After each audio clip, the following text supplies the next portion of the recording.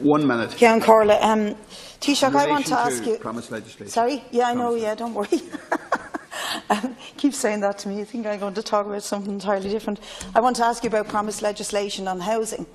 When the Simon Community's latest report was released, it showed very clearly that the people who can least access private rental accommodation are those on the lowest incomes, those dependent on the HAP scheme and those dependent on the RAS scheme. If you look at that Simon Community report, it will show you that they are not able to get rented accommodation.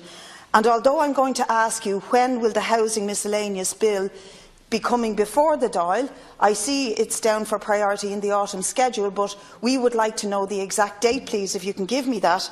I do need to point out that this legislation will be mainly about fast-tracking the planning process.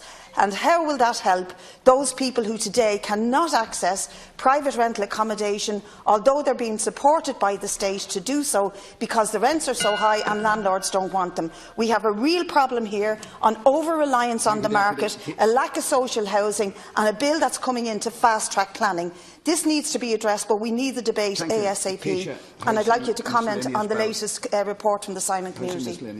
Well, the point that Deputy Smith raises deals with the real problem here, which is the supply of housing, and that's the focus of the housing, social housing and other housing.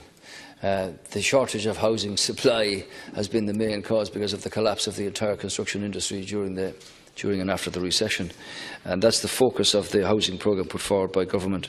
I expect that the Housing Miscellaneous Bill will be debated here. I don't know the exact date, but I expect in 3 weeks' time.